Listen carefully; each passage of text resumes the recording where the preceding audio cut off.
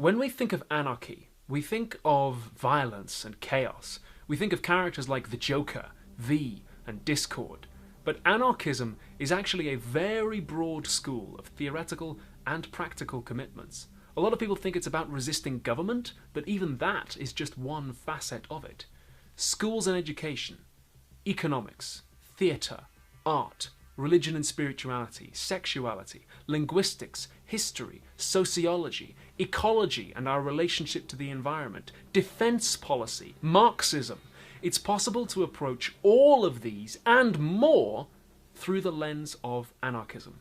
Which is why if you scroll down to my comments section right now, you'll probably see a lot of people in there going, "Oh, why didn't you mention this person or this theory?" Anarchists are like fish, and anarchist theory is like the ocean.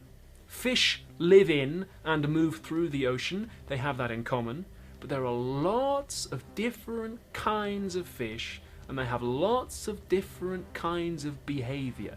And sometimes other animals take a dip in the sea and share a little bit of space with the fish too.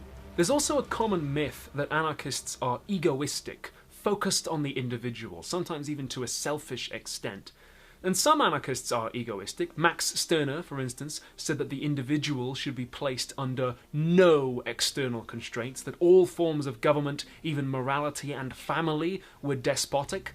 But some anarchists take a much more community-minded focus, especially because in the last 50 years, anarchism has hugely changed, both theoretically and practically. The philosopher David Morland says that although there's lots of different kinds of anarchism, the common theme, both of the anti-government kind and all the other kinds, is resisting power.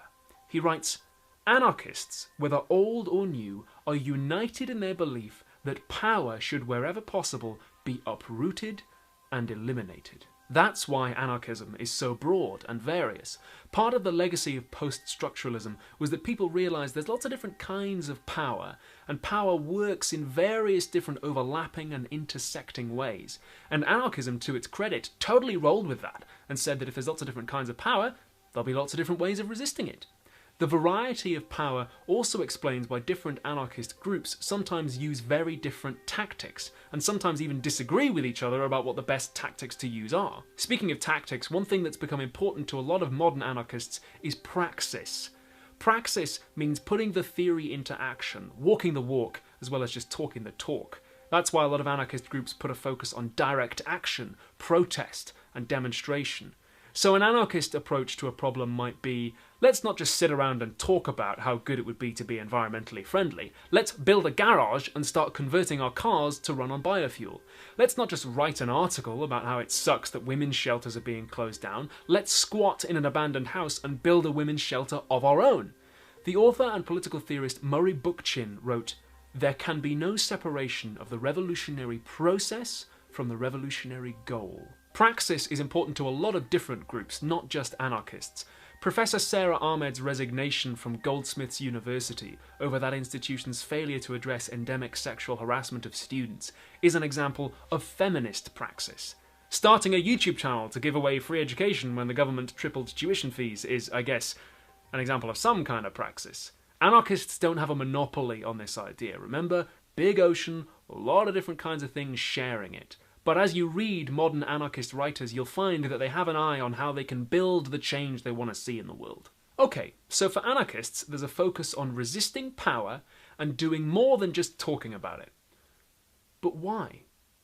Why resist power? Well, what is power? We mentioned before there are lots of different kinds of it, so what's the one theme that power has in common? Political scientist Michael Taylor says that power is the ability to alter the range of someone's available actions, to expand or to limit somebody's options. So for instance, if I'm the government, I can pass laws that limit your options, or I can repeal laws and extend your options. Parents expand or limit the options of their children. That's another kind of power. Your boss probably expands or limits your choices in terms of when you're allowed to turn up at work and when you're allowed to leave. If you injure somebody or kill them, you exercise power over their choices in terms of how they can use their body. If you commit hate speech, you limit somebody's options in terms of how they are seen in public and maybe even how they see themselves. All different kinds of power, all to do with altering somebody's available choices. there's an inseparable relationship between power and violence. Violence is much more than just being punched in the face. Like with power, there's lots of different kinds of violence. The Norwegian sociologist Johan Galtung says that violence is the force that limits people's options. PBS Idea Channel did a great video on violence a while ago in which Mike says that to inflict violence is to remove an agent's choice. Whether it's the direct violence of a punch to the face or the structural violence of buying life-saving medicine and raising the price so that people can't afford it and they die. Violence is what boxes people in. We see the relationship between power and violence played out in politics. Some people say violence has no place in politics, but actually, violence occupies every place in politics. If you choose not to obey the laws of your country, sooner or later you will be confronted by the direct violence of the police and the structural violence of the penal system. Governments maintain their sovereignty against invasion and revolution with the direct violence of the armed services. National borders are maintained through the direct violence of arrests and detention centres and the structural violence of fences and walls. Economic growth is sustained through the structural violence of capitalism. Violence absolutely saturates politics. The entire point of a government is to distribute, manage, legitimise, and maintain a monopoly on violence.